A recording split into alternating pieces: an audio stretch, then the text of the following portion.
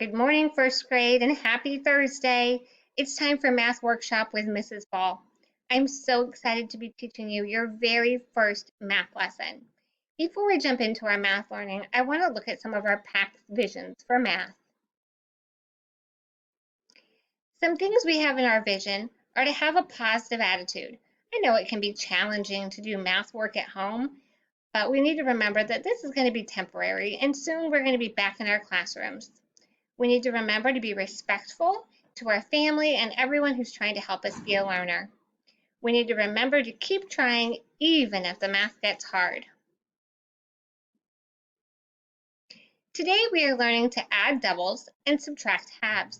We are doing this through Unit 5, Module 3, Session 2, using work pages 79, 80, and 82.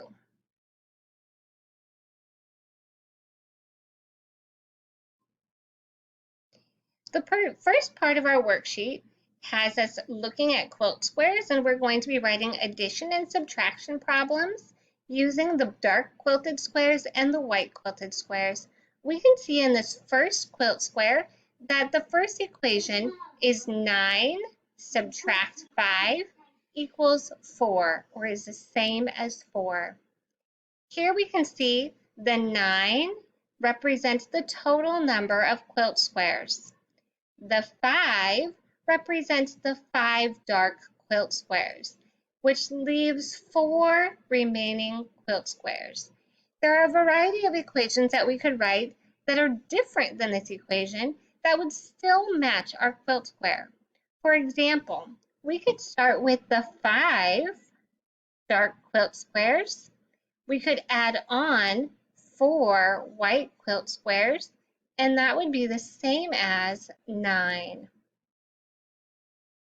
Boys and girls, I want you to notice that these numbers are the same as these numbers. We've called that a fact family. First grade, you will continue this work for this quilt square, this quilt square, this quilt square, this quilt square, and finally this last quilt square. You may write 1 or 2 equations, and for a challenge, you could try to come up with all of the equations for the fact family. At the bottom of the page, you're going to notice some equations. These should look familiar. We've seen them before. You're going to practice solving the problems below. The top row is addition, so pay close attention to those symbols. And on the bottom row, we have some subtraction.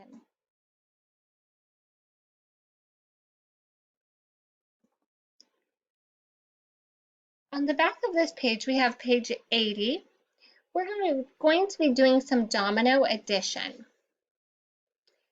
We need to write an equation to match the dominoes, then draw a line to the word that tells how many in all. You may notice that you won't find a match for every single word. That means there are some extra words in this column. You can see this first domino, the total is 7. Some of us know that in a snap. If you're not sure, you could count on. I know that this side is 4 because there's 1 in every corner. And then I can count on 4, 5, 6, 7. And I write the total 7. In the next domino, I can see again it's 4, 5, 6, 7. And I record the 7. Now I have a new equation. 7 plus 7 is the same as 14. If you're not sure about this total, you might decide to count on 7, 8, 9, 10, 11, 12, 13, 14. Now I'm going to look in the column for the word 14. I see this in 2 parts, 14, and I draw a line from the box of dominoes to the word 14. You're going to continue this work to the bottom of the page, practicing some doubles, some plus ones, and one more. Finally, on page 82, You're going to get some more practice with adding doubles and subtracting halves. First grade, this is a great opportunity to practice the relationship between addition and subtraction. I want you to notice in this first one, 4 plus 4. This is a fact I know snap fast.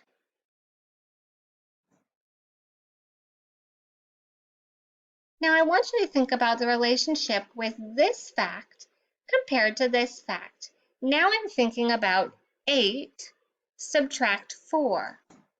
I know the total is 4 because just like I know 4 plus 4 is 8, if I take a 4 away from the 8, I'm back to my original 4. I can think of this that same way. 4 plus 4 is 8, or 8 subtract 4, I'm back to 4. First grade, I am so excited to see your work. Don't forget to send it to your classroom teacher. We're eager to see all the things that you've been doing. Bye-bye.